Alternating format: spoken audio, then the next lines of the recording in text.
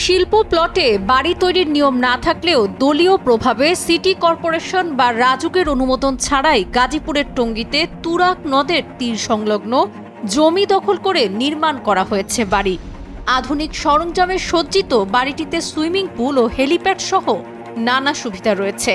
বাড়ি ছাড়াও নদের জমি ভরাট করে কারখানা ও গোডাউন নির্মাণ করেছেন টঙ্গীতে শেখ হাসিনার বান্ধবী বলে খ্যাত আওয়ামী লীগ নেত্রী আফরোজা বাড়ি। আওয়ামী লীগ সরকার ক্ষমতায় আসার পর জমি সহ নদের তীর সংলগ্ন আরও ৩-৪ একর জমি ভরাট করে বাগানবাড়ি কারখানা ও গোডাউন তৈরি করেন আফরোজা বাড়ি। গাজীপুরের টঙ্গীতে তুরাগ নদীর তীর সংলগ্ন জমি দখল করে বিলাসবহুল এই বাগানবাড়ি নির্মাণ করেছেন আফরোজা বাড়ি। বাড়ির নাম দিয়েছেন বুলবুল। টঙ্গীতে তিনি নিজেকে শেখ হাসিনার বান্ধবী বলে পরিচয় দিতেন। এ কারণে নদীর জমি দখলের সময় কেউ বাধা দেওয়ার সাহস পায়নি। সিটি কর্পোরেশন এলাকায় বাড়ি তৈরি করতে সিটি বা রাজুকের কাছ থেকে নকশা অনুমোদন বাধ্যতামূলক। খোঁজ নিয়ে জানা গেছে, অনুমোদন ছাড়াই বাড়ি নির্মাণ করেছেন ওই আওয়ামী লীগ নেত্রী। স্থানীয় বাসিন্দারা জানান, দখল বন্ধে বিআইডব্লিউটিএ নদের সীমানা ঘেঁষে ওয়াকওয়ে নির্মাণের উদ্যোগ নেয়। তবে আফরোজা বাড়ির দখলে থাকা নদের জমি উদ্ধার না করেই ওয়াকওয়ে তৈরি করা হয়েছে।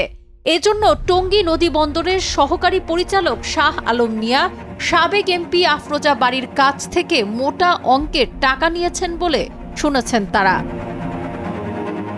স্থানীয় লোকজনের তথ্য মতে তুরাগ নদের কামারপাড়া ব্রিজ সংলগ্ন টঙ্গী শিল্প এলাকার ওই জমিটি ছিল বিটিএমসির অলিম্পিয়া টেক্সটাইল মিলের জেটি। এই জেটি দিয়ে মিলের কাঁচামাল তুলা এবং তৈরি করা সুতা ও কাপড় নৌযানে ওঠানো নামানো হতো। আওয়ামী লীগ সরকার ক্ষমতায় থাকাকালে ২০০০ সালের শেষ দিকে মিলটি পানির দরে টঙ্গীর শ্রমিক লীগ নেতাদের কাছে হস্তান্তর করা হয়। ২০০৫ সালে শিল্প কারখানায় স্থাপনের শর্তে বিটিএমসি থেকে মিলের পাশের ৯ একর অর্থাৎ ২৭ বিঘা জমি অনেক কম দামে কিনে নেয় আনন্দ গ্রুপ।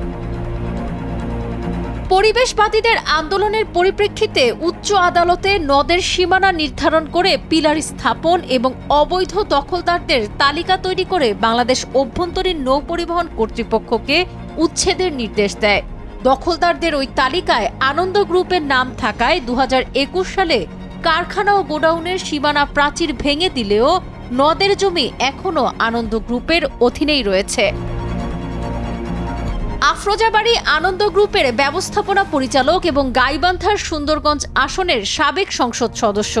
একই সঙ্গে তিনি উপজেলা আওয়ামী লীগের সভাপতি ছিলেন। ৫ অগস্ট আওয়ামী সরকার পতনের পর থেকে তিনি পলাতক রয়েছেন। সাবরিনা কাজী, কালের কণ্ঠ।